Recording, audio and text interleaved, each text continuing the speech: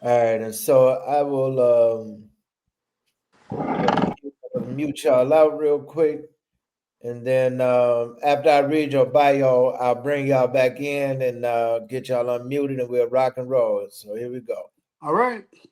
And don't worry about muting or anything, Sadeek. I'll take care of it on this end. Cool.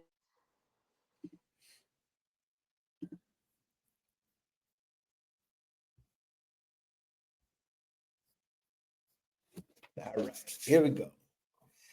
All right, today we are joined by Sadeek Colquit, founder and the executive director of the Plant Based African Center for Nutrition and one of the leading voices in plant based living and community health. Sadeek has spent over 25 years teaching thousands how to embrace the lifestyle that fuels performance, longevity, wellness, all while honoring cultural traditions. He's also the creator of Plants on the Gridiron, Chicago's first and only public plant-based tailgate, where over 100 attendees, including more than 90% self-identified meat eaters, enjoy vegan game day foods in a fun, culturally familiar atmosphere filled with laughter, games, and great food. Today, Sadeek is here to chop it up with us and discuss how events like Plants on the Gridiron is refueling what it means to fuel up for game day. So I want to bring in my man Sadeek. Oh, where you go? I lost. No, I'm right here. Can you hear me? I can hear you. I can't see you. Okay, well, give it a minute to update because I surely can see myself. I don't know why you can't see me. Huh. You got my camera on? Yep, your camera should be good on this here. I don't know what's going on. Pop, can you see him? No. Yeah, I just see a black box. Oh, wow. Yeah, I know I'm a little brown skinned, but I shouldn't be that brown. Let me pop my camera on. That's now let me pop it back on. I don't know why it's brown. Let me see something. There you go. How about now? You good now. I can see you now, can hear you now, so we all good. So we'll hop right back in it. So Sadeek, welcome to the bench warmers, brother. Hey, thank you for having me. This is an honor. It's my first time on a sports podcast, and I'm a sports lover, especially the Bears. So this is a true honor. I really appreciate it. Yes, sir. So look, before we hop into this, as we do around here on the bench warmers podcast, we always get things kicked off with a shot. So since you are a special guest, you got your shot. What you drinking today, brother? So this is I have to do Uncle Nearest because they're a sponsor of the tailgate. So that's what I'm doing right now. Just a little bourbon. Yes, sir. Well, salute. Pop. Salute. Oh, well, Pop. Hold on. You're gonna have to take your. We're gonna have to do it one more time, Pop.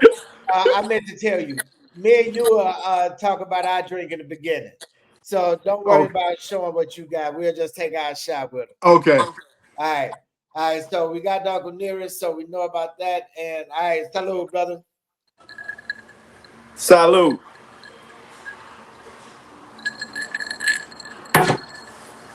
I love it. Pop taking it straight out the bottle. So, brother Sadiq. Hey, that's how Uncle Nearest would have done it. I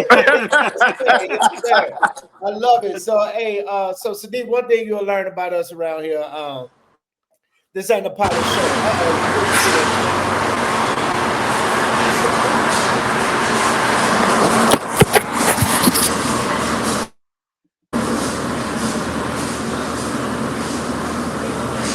Sadiq, so now I see you, but it's a whole lot of static right there in the subway.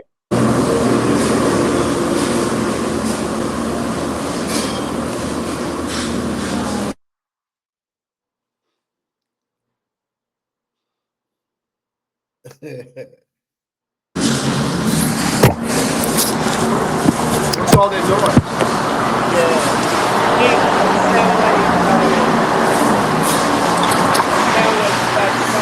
Can you hear me? I can hear you now, but it sounded like you was in the wind. I can't hear you for some reason. Oh man, hold on. Lost them. Whew.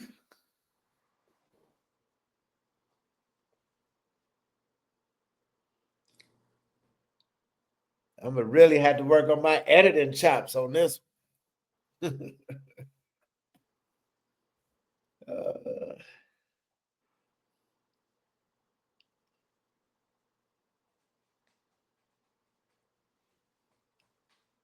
Yeah, because we lost him again. So his segment is going to just be about him, right?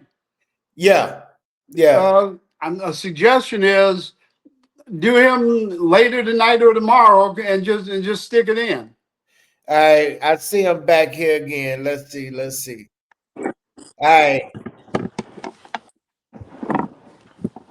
All right, we got you now. You look good. You sound good. Can you hear us? I can hear you perfectly. All right, cool. All right, so cool. We're gonna jump right in here. So while we got you up and going. Let's do it. All right, so Brother Sadeek, you already told us, man, that you are rocking with the Bears. So tell us what you're thinking so far about this season. So I just got to say this. I try to temper myself between the fan and the reasonable football. I guess you would say, I don't know.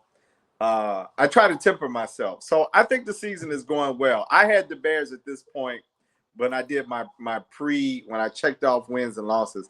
I had the Bears at 3-1. I had them beating Minnesota.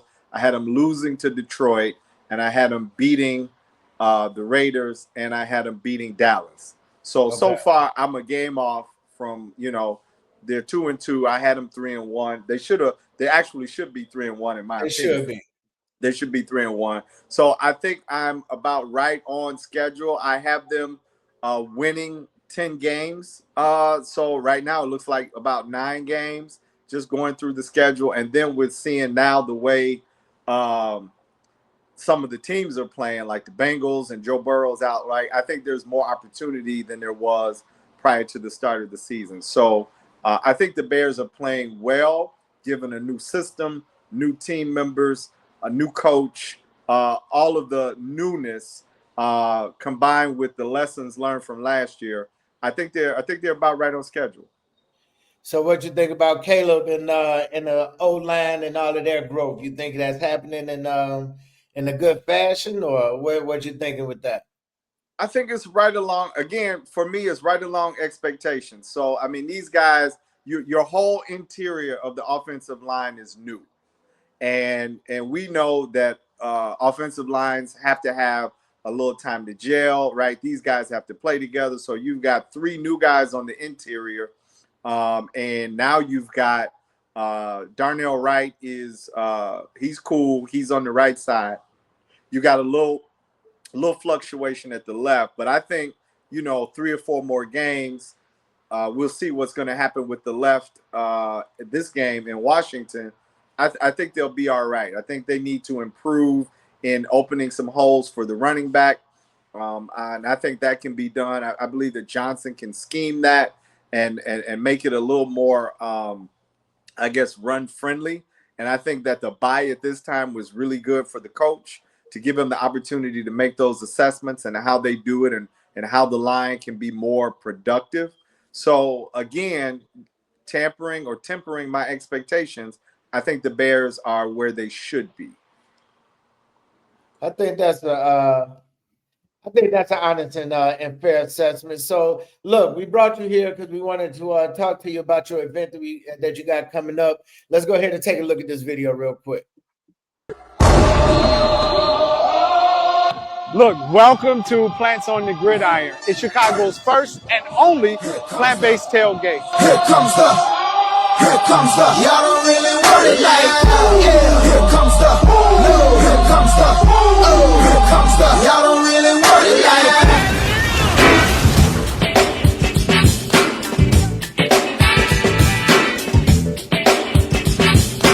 Vegan world, baby.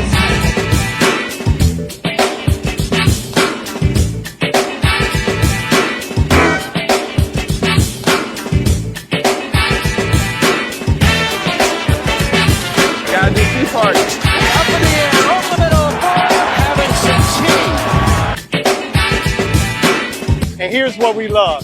It is Chicago's most unique event. We combine health, we combine sports, love of football, and you gotta bear down. Chicago Bears, baby. So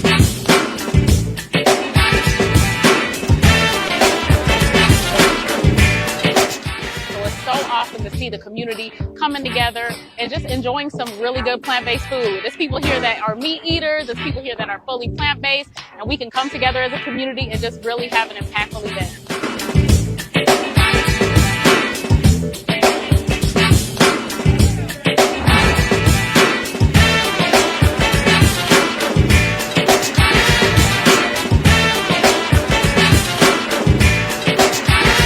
Because we are Chicago homegrown. Come late, the food gonna be gone. I swear to God, they coming in.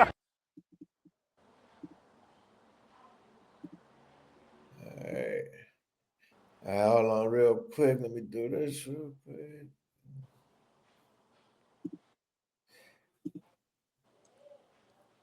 Let me, I don't know why I did this. Hold on.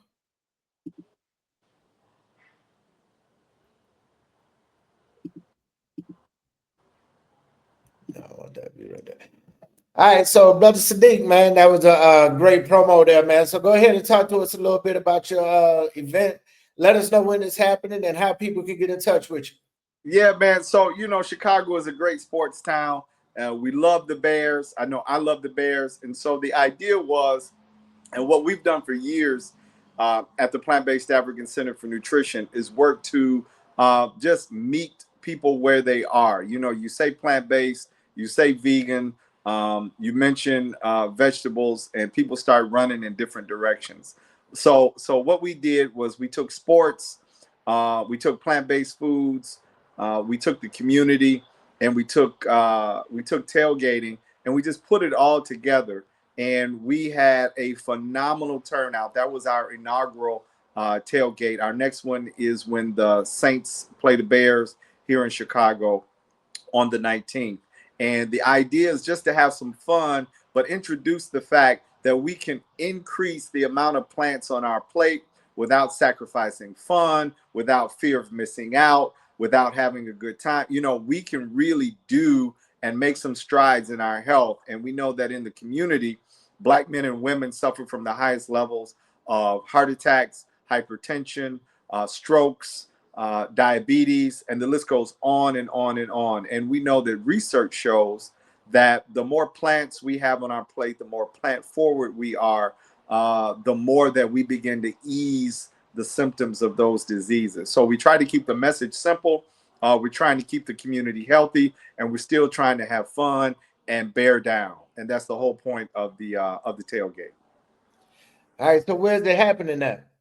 So it's at 4930 South Cottage Grove. It's right in Bronzeville in Chicago at the It Takes a Village Leadership Academy. We'll be right there in the parking lot. Tickets are $25 for entry, and you bring your chair, your table, your small cooler with you. Get a space on the lawn or in the parking lot.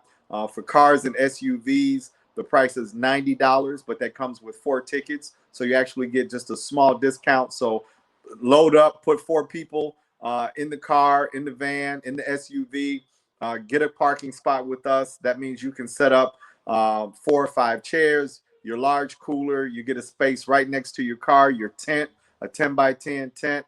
So we want you to come out, have fun. We offer a tent where there's spades, there's bid whist, dominoes. We're going to bring Double Dutch back. We had sisters jumping Double Dutch at the last one. So, we just had some real fun at this one. We're also going to continue with our free tastings. So we're going to do that by the Moores Brewing Company, local here to Chicago, Black owned. They are a sponsor. Uncle Nearest, right, is a sponsor. We're going to do a bourbon tasting. We've got Good to Go Veggies that's going to be out there. We've got Vegan World Cafe. We're going to do some more burgers. There's going to be chili. There's going to be sliders. There's going to be fried oyster mushrooms, which simulate fried chicken. So it's going to be game time food. We're going to have a lot of fun. We're going to have our DJ back, Cisco the Chicago Kid. So it's just going to be a great time. So we want everybody. You can reach us at PBA Center for Nutrition.org. PBA Center for Nutrition.org. You can reach us. You can purchase your tickets, and you can see what else that we have going on so that we can continue to meet everybody where they are, right? Bring the fun and food to you, and we can build healthier lifestyles. Yes, sir. Well, listen, it sounds like a good time. If I can, I might have to sneak to Chicago because I Man, you remember. got to fly in.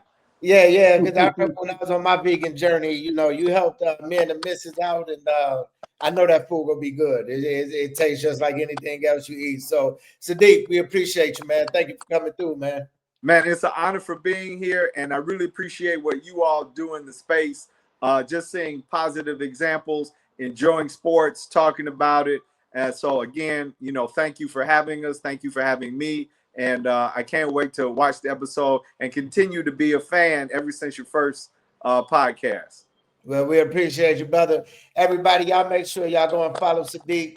Y'all get out to the event. Make sure y'all eat that. All right. Thanks, bro. My Take care, pleasure. Sadeek. Have a great evening. All right, Pops. Good to see you.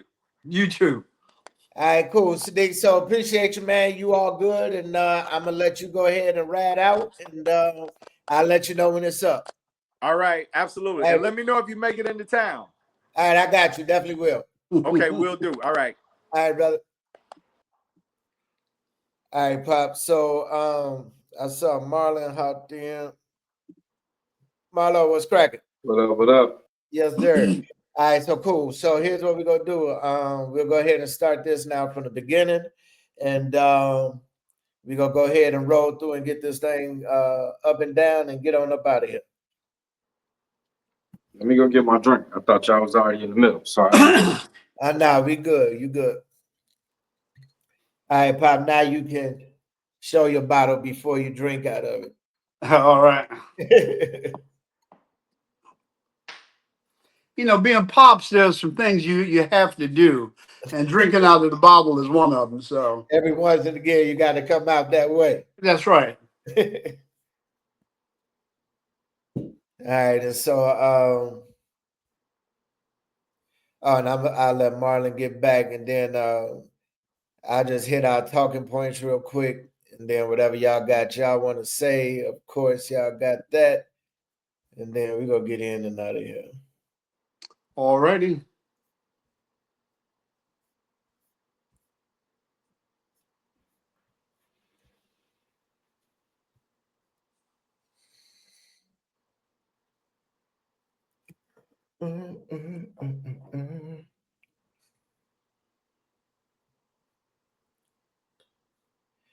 Baby, come back.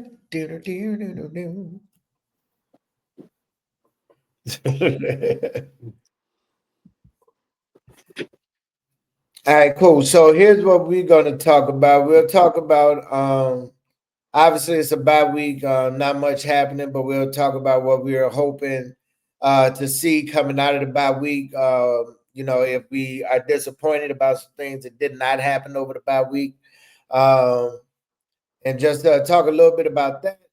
Then we'll talk about the upcoming game with the Commanders, and then we will go to our picks, and then we're gonna be out of here. All right. Okay. Cool. All right, so I'm gonna go ahead and get us in, and then we go rock and roll.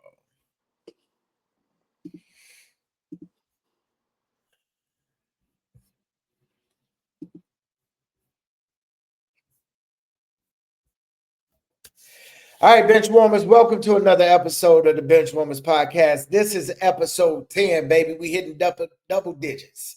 Now, listen, I know it was a bye week for the Bears, but that doesn't mean we taking a week off.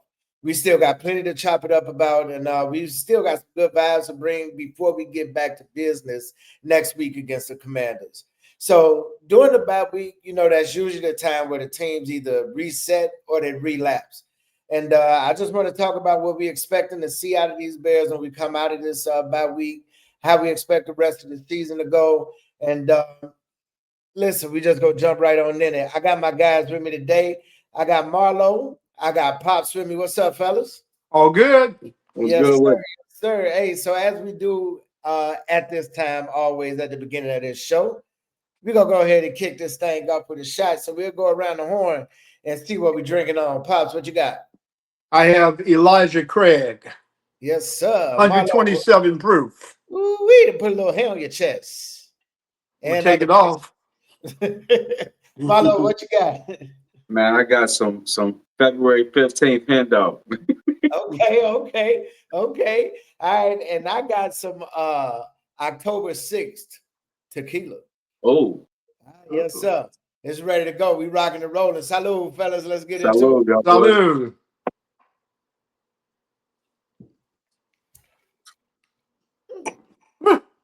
Yes, sir. I got to drink some water after that fresh batch there. So look, before we get into the Bears, me and Pop was just talking a little bit about this and the situation going on in Cleveland right now. So they got Joe Flacco out of town. They sent him to the Bengals. They got a couple draft picks. And then the next news that came out was that Dillon Gabriel will be the starting quarterback.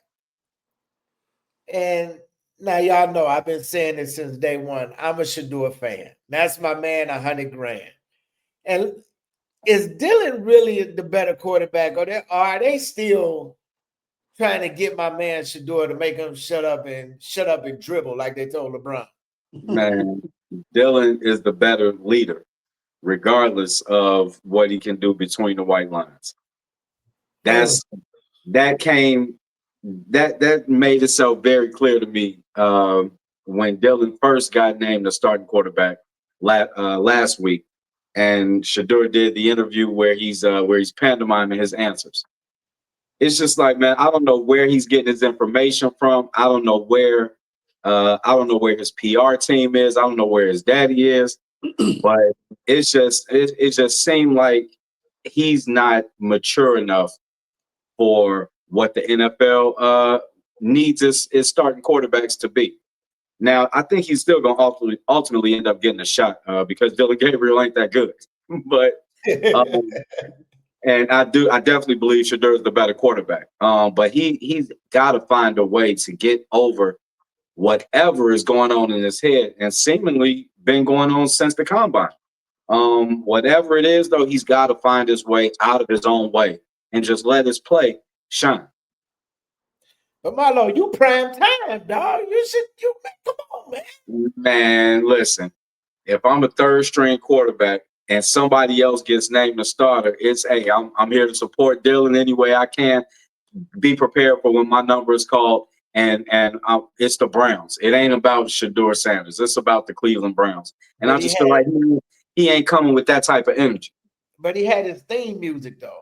I He know. was ready. Legendary.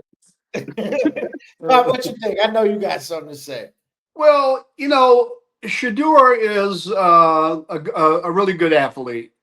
In time, he probably will develop into a decent quarterback. But he's got a very entitled perspective on the NFL. And the NFL has proven over and over again that no player is bigger than the franchise. Yeah. They did it with Chad Ochocinco, Moss. You can go down the list. And the NFL proves over and over again that no player is going to be bigger than the NFL. I totally agree with Marlon. There's some immaturity there. He's not getting good advice from his people, apparently. And he needs to kind of watch, maybe look at some of Caleb Williams' film and see how Caleb handles the press, which is usually from a team player perspective. Yeah. So we'll see. I think I mentioned to you when he does get his chance, the likelihood of him showing out in his first one or two ventures on the field is highly unlikely. He's a rookie quarterback in the NFL.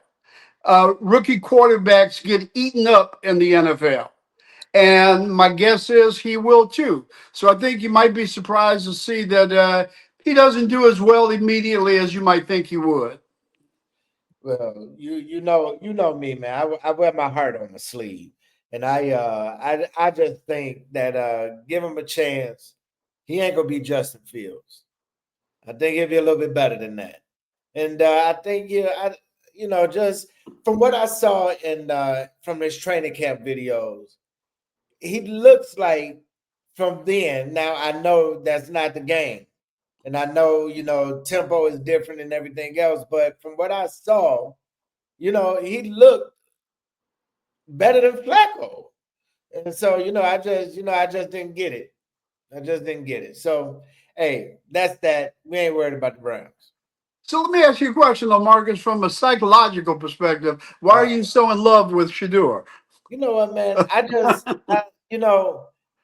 From seeing what Prime did with Jackson State, and then I really just started kind of following the family, and I like the family. Just like I like the Ball family. People look at LeVar Ball, still look at LeVar Ball like that man's crazy. He a big mouth and this, that, and the other. I look at it a different way. I look at it as a father proud of his sons. And if a father ain't gonna push his sons, who gonna do it for him?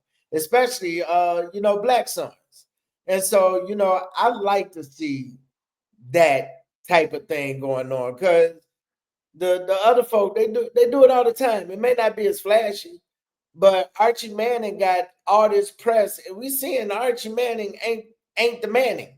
You know what I mean? And so, but nobody's saying nothing about that. Nobody's saying about the demands that they had in Texas and all of that for that kid. And But so, go ahead. no, go finish up. Go ahead. And so, I just, sometimes I like it when we are doing those same type of things. Now, do we come off a little bit more flamboyant and more flashy than any other time? Maybe so, but why not? I like it. I was gonna say too, on the Arch situation. He's been projected to be the number one overall pick for 2 years. Since he was Um, in eighth grade. yeah, yeah. And we're gonna find out that, especially if he leaves after this year. I'm not sure that he can, but that boy ain't going nowhere near the top nothing. Yeah. And that, I think, for me, that is going to prove the point that it ain't about your name. Now he's not gonna go in the fifth round, because he's gonna go about the business of the combine and the business of the NFL the way he's supposed to go about it. And I think that alone is going to give him a little bit of a leg up on Shador. And then I'm gonna go on a real quick rant, just real quick, because I've had these thoughts and feelings, and ain't nobody been able to hear them but my wife over the past couple of years. But man, I know that a lot of people love Prime. Like you said, hell, I was Prime Time. That was my nickname coming up. And man, I can't stand what he's got going on out there in Colorado. I feel like it's again, like with Shador, a ton of entitlement. My man comes in, he has 70 people leave the team and enter the transfer portal, brings in 70 new guys talking about, oh, I got my Gucci luggage with me, and a lot of y'all ain't gonna be able to see the field. And still mediocre at best.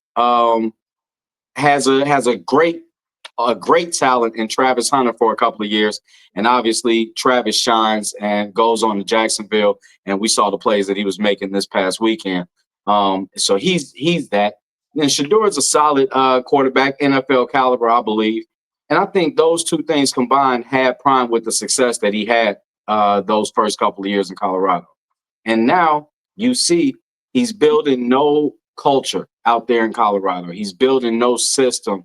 It's no continuity.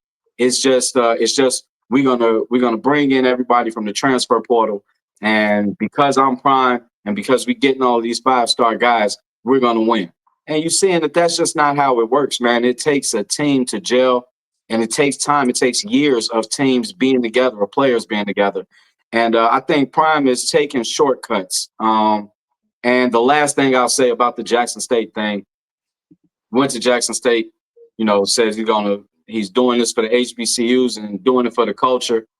Lead them boys high and dry, man. I don't like it, man. I love everything Prime represented as a player, the skill, the flamboyancy, the flash, and I really dislike everything that I'm seeing over these past couple of years, and it's disappointing to me.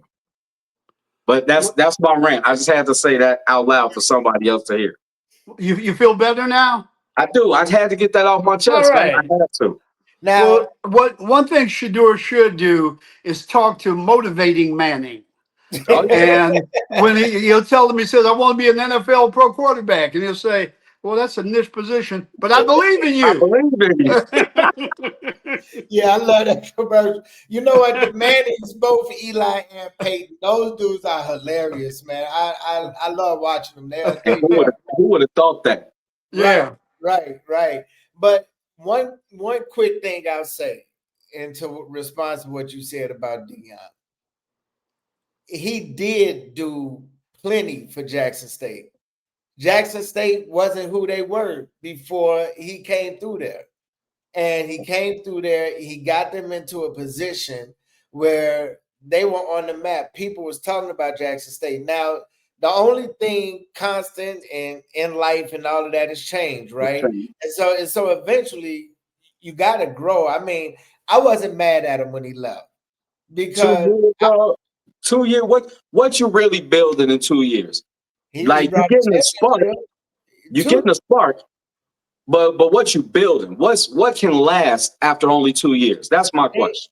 Yeah, but see, you know, they had kids wanting to go to Jackson State, at HBCU, and kids that are still wanting to go to Jackson State because of what's happening. I think it'd be good for them. They got Travis Hunter, the #1 recruit in the nation, to go to an HBCU. That'll never happen again. And it was only because of Prime. Prime was the draw to that whole situation down there. And once he left, it fizzled out. When was the last time you watched the Jackson State game? Like it's not happening, man. All of that motivation and all of that momentum that they had, you know, he comes in to Jackson State. You get Eddie George come in at Tennessee State. That's all dying. That's all dead now. That all the momentum. And now you got Deshaun Jackson out at Delaware State. Hopefully that can bring some more attention to the HBCU and to the I believe they're in the MEAC. And then you got Michael Vick at Norfolk State. And so they're trying to pick up where Prime left off. And I would just hope that they would stick around a little bit longer than 2 years and really try to build something that's sustainable and that can last. Well, all right. On another note, prayers up for Prime. Y'all know he's got some blood clots issues going on. He's supposed to be going into some surgery. He's been having a lot of health issues lately. So prayers up to you, Prime, and hey, keep on keeping on. But look, let's get into these Bears. A bye week ain't a vacation. This is really lab time, and I was glad to hear that Caleb was working with DJ Moore and Rome Odunze over the break. Cole Kmet was getting healthier and doing this thing. I hear the line has been working hard during this bye week to get some things going. But what I was really hoping was to see some kind of personnel change or something happen. This Alvin Kamara came up in a conversation about just an even swap for him and DeAndre Swift, and I got hype about that. You know, I thought that would have been a good thing just to give both of them a change of pace, get them a change of scenery, and see, if it could be a Jared Goff type of situation. Just all it takes is just a new team, just to spark each other. And so, I was hoping to see some things happen over the bye week, especially with some personnel wise. But again, it's good to see that these guys are taking this serious and that they took this time to really get some extra reps. What y'all hear about the bye week? I didn't hear much coming out of the bye week. I haven't listened to Ben. I believe he talked today, haven't heard that yet. But I haven't heard much. I know they're talking. There's been some rumblings about Darnell maybe going over to the left side and Ozzie starting at the right side of the tackle position. But it's been pretty quiet out of Dallas this week. Hopefully that means they got their head down and they're going to work. But I haven't gotten much news. I haven't heard anything really either, Marcus. Not anything that's would be considered inside information. But you know that they're using this week to try to address the problems that they feel are holding them back the most, and the things that could be under their control. That would probably be things like penalties, especially pre-snap penalties. I'm sure they're trying to figure out their offensive line situation so that they can make some better holes for the running back. But you know they got a lot of injuries. Uh, I'm not really excited about them coming out of the bye week because of that in part, and because of the fact that I think over the last 12 or 13 bye weeks, which would be 12 or 13 years, I think the Bears have only won 2 or 3 of those games. Mm. So they do not come out of the bye week generally very prepared. So what I would say to you is that the first 2 series that the Bears run on offense, I think will tell you whether they were able to make some real adjustments on the offensive side of the ball. And the same on defense. You know, I think I've said over and over again, the Bears are putting up enough points to win every game. Yeah. But the defense is giving up more points than are going to allow them to win a lot of games. So, you know, there's a lot to work out. They had a week to make some adjustments to get some people healthy. And I'm going to keep my fingers crossed. Yeah, so that's what I heard they was doing. Really trying to address that those pre-snap penalties, and working on this D line situation, um, because we're gonna need it. So we can just go ahead and just go right into this because we're coming out the bye week against the Commanders, who we had that was an emotional loss last year because we had that game won and we just took our eye off the ball literally and lost that game at the last second. And so, how do y'all feel about us coming out with Washington? To me, feeling like this is a must-win game. Um, I feel like we gotta win this game, or the rest of the season is probably going to go the way it did last year.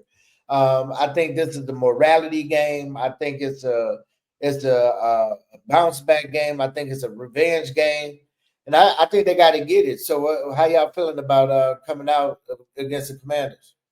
I see it differently. I don't see it as being any bigger than any other game that they're going to play. Uh, that loss last year, hopefully they have put that behind them. They know that they lost because they literally did take their eye off of the ball, not necessarily because they were outplayed. And so I don't see the big revenge factor. Washington didn't do anything to them, they did it to themselves. Yeah, I don't see that revenge factor being an issue. And I don't see, for the most part, this game being any bigger than any of the other games. And quite frankly, most of the coaching staff and several of the players weren't even here for that game last year. It might be more important for Tyreek Stevens, but other than that, I don't see it. And I agree with both of y'all. I think for the coaches, it's probably nothing. For the players that lived through it and the spiral that came after that, I think this game has been circled on the calendar since the schedule came out. Yeah. I do like the fact that we're getting T.J. Edwards and Kyler Gordon back. I think if they can stay healthy, those 2 additions will be big. Kyler hasn't played all year. He's probably one of the top 2 or 3 slot corners in the league.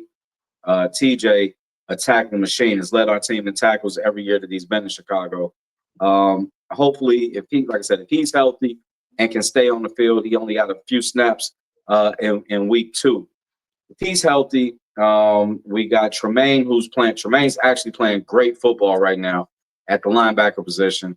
He's living up to his free agency contract that we gave him a couple of years back.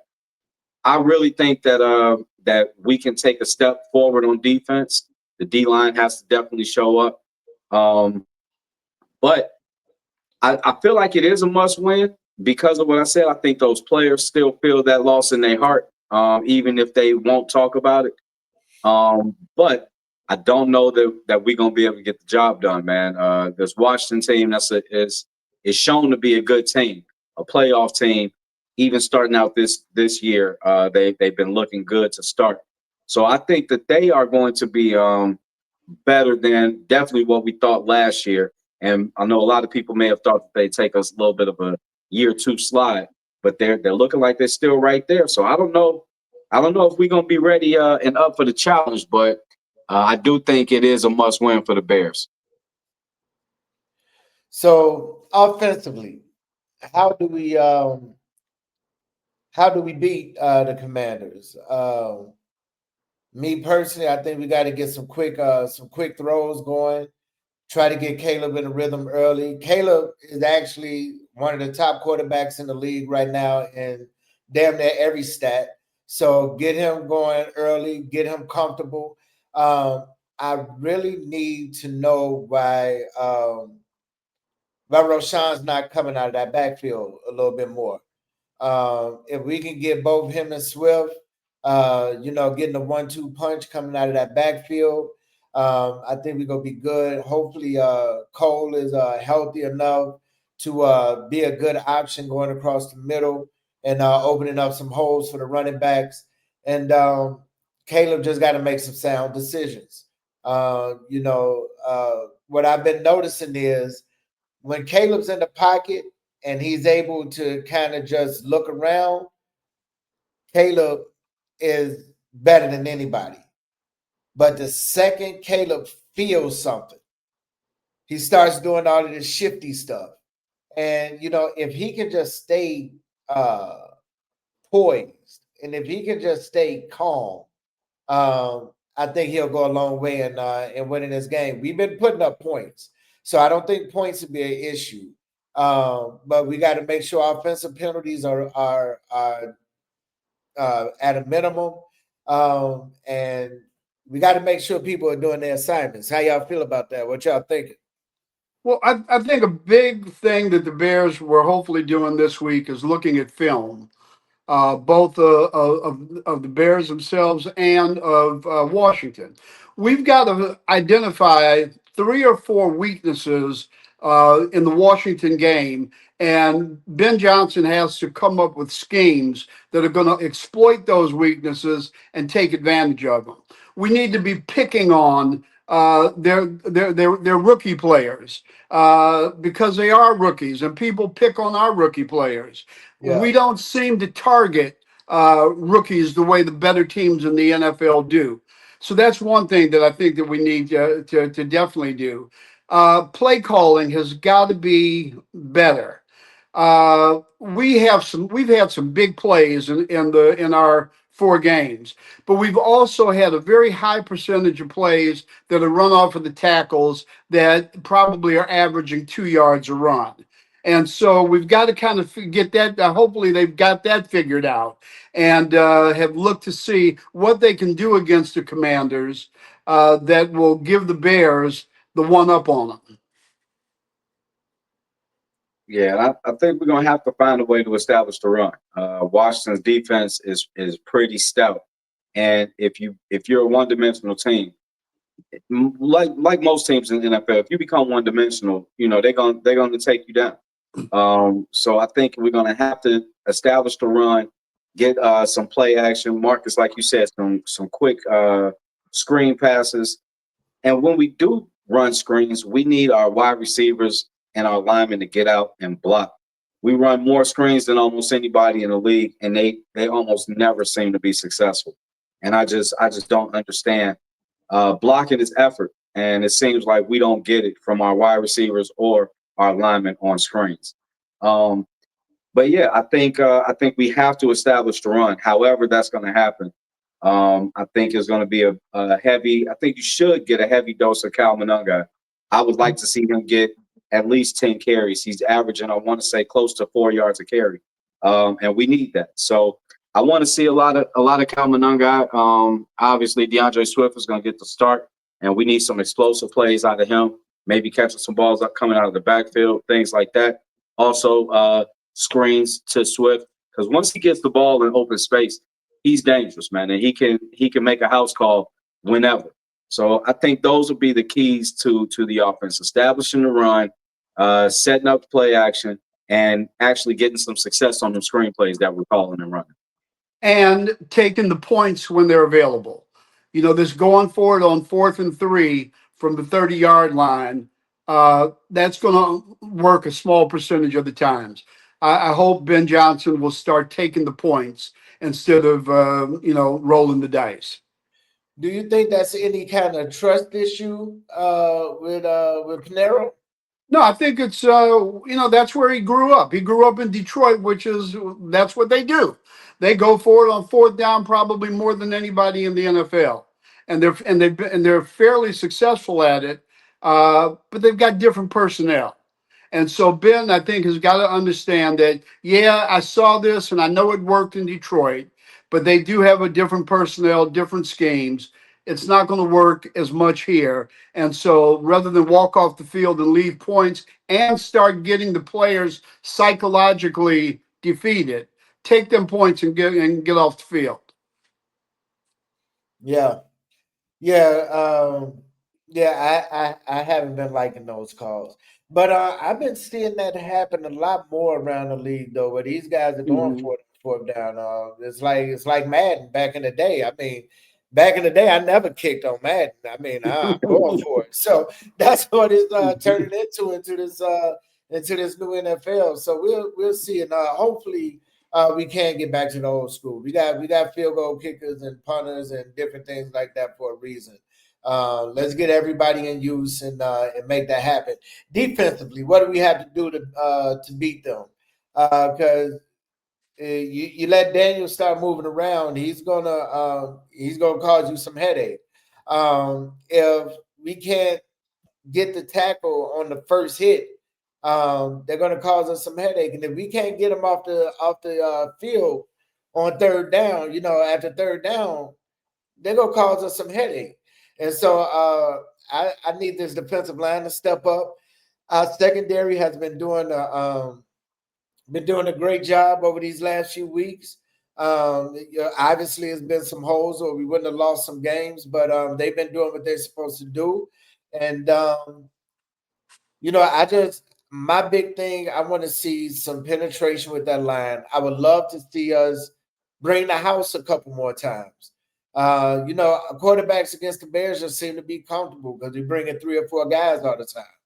And so I think we need to cause some disruption like that, disguise it, and bring it.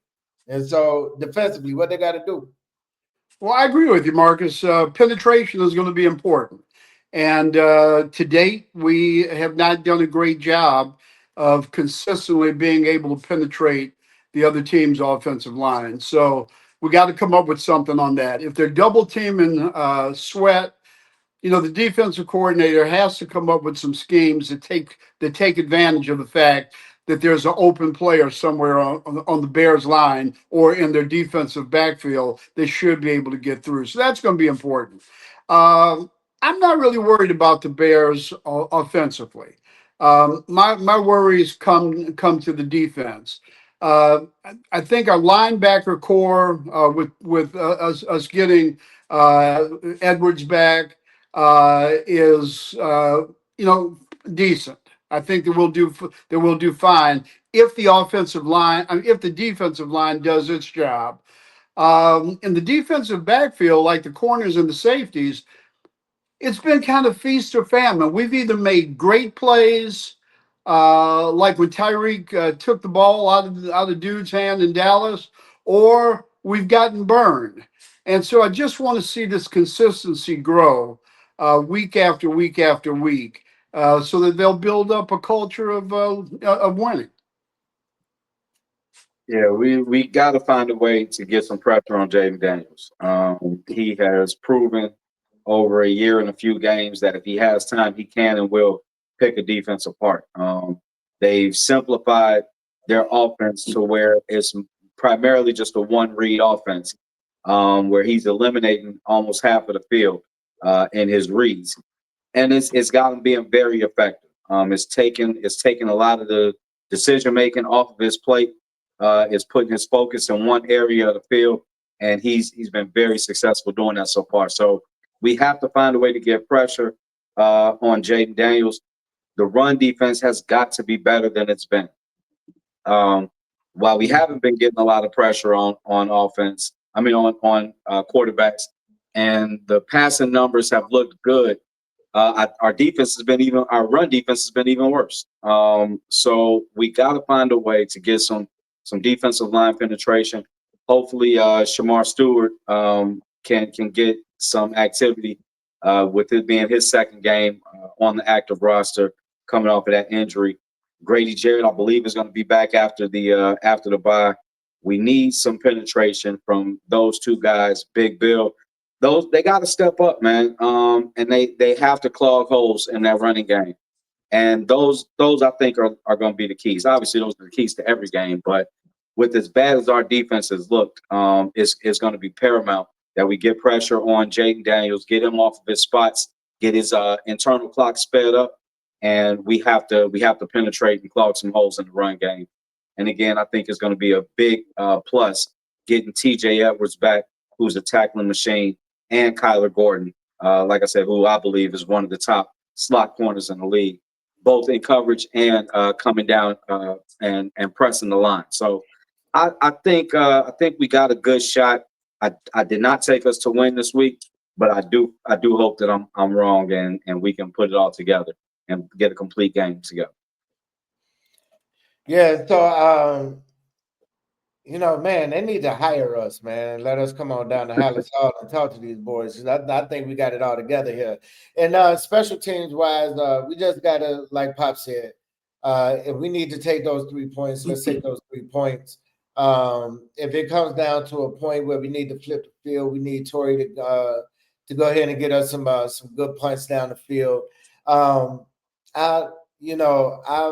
I'm up in the air, but I really like the Bears' chances of winning this game.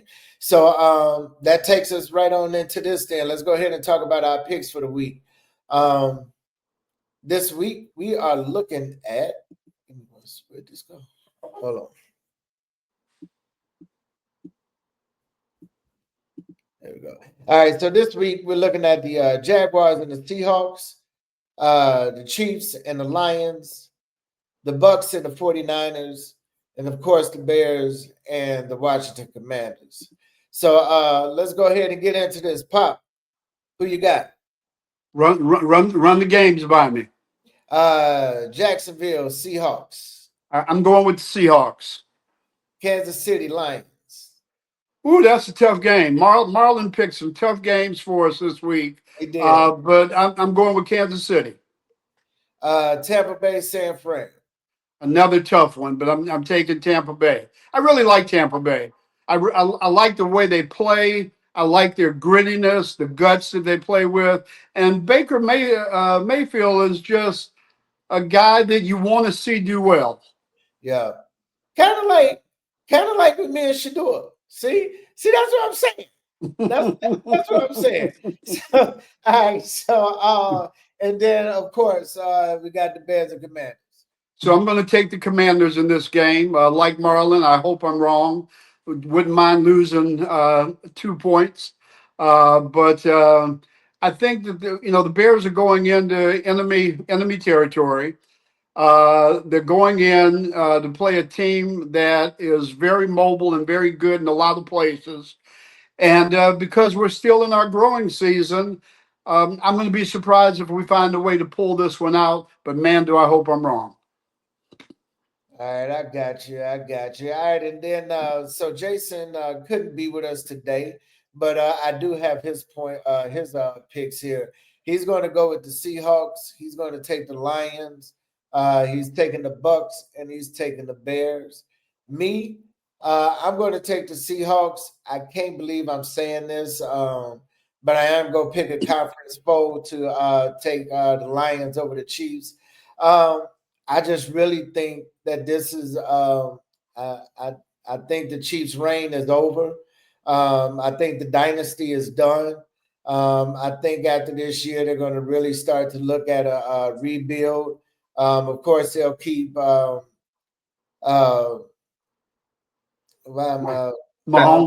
yeah, I don't know why that just happened to me real quick. Of course, they'll keep Mahomes and Travis Kelce around, but I think everything else is going to be up for grabs after that. I think their reign of terror is over. It was a great run though, so I can't hold that against them. But I'm gonna take the Lions over the Chiefs. Pops, like you said, Baker Mayfield is just my guy. That dude, he's been my guy since he was in college, and I saw a couple of his antics in college as well. And I just really like Baker Mayfield, and I like what he's doing with this Tampa Bay team. He's the leader's leader, and I mean he just goes out there and wins games. So I'm gonna take Tampa Bay, and then I am going to obviously take my Bears over the Commanders. I think it's going to be a close game, though, and I think it's going to come down to the last couple of drives, and it's going to come down to who really wants it more. And so I'm going to take the Bears over the Commanders, and that's who I got. Marlo, who you got? Well, first off, I'm going with the Jags, man. Trevor Lawrence is showing me a lot.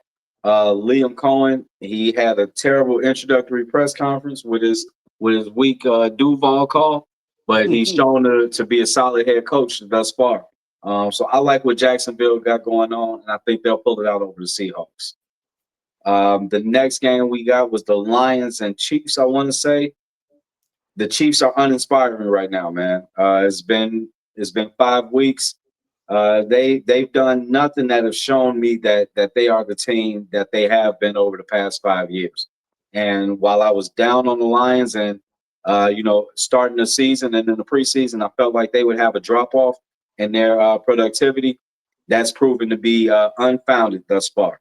The boys are rolling offensively and defensively. So I'm taking the Lions, man, until the Chiefs show me that championship medal that we know that they have. We got the Bucks and the 49ers. I wanted to take the 49ers.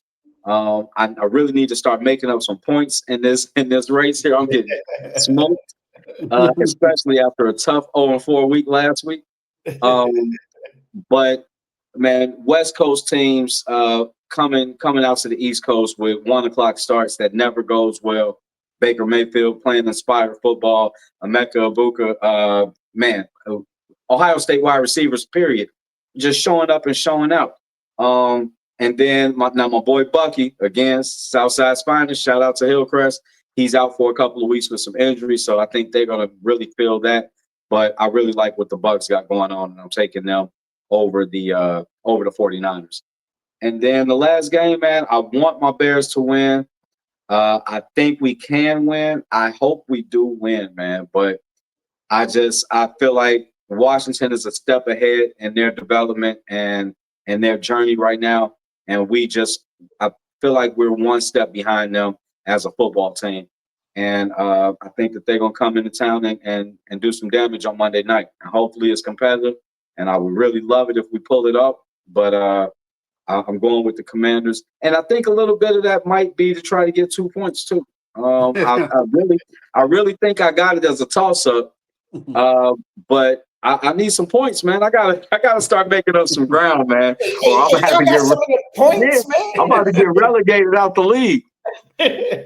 Well, look, you ain't doing no worse than I'm doing in our fantasy football league. I am 1-4 right now, and so I'm getting beat up in every game. But hey, it is what it is, man. This is the NFL, and so I'll make sure to get the points up. This is for y'all. I'll make sure I get the points, the total points up doing post production. I get those up because I don't have my note with me. So y'all got anything else y'all want to talk about? Because if not, I'm about to wrap it up. Not me. No. You good? All right, cool. Well, I'm about to do this closer and we out of here. So shout out to Sadeek Colquit for pulling up on us and dropping some gems. If you rocking with us, hit that like button.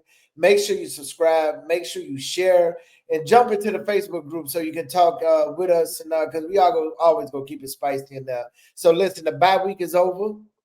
Monday is right around the corner, and these Bears got to come on and do their thing. So I know y'all picked against them, but I always know it's gonna be bear down. So I'm gonna lead this show like this. Hey, bear down. Let's get it. Bear All right, down. we Right out. now, FGB. Yes, sir.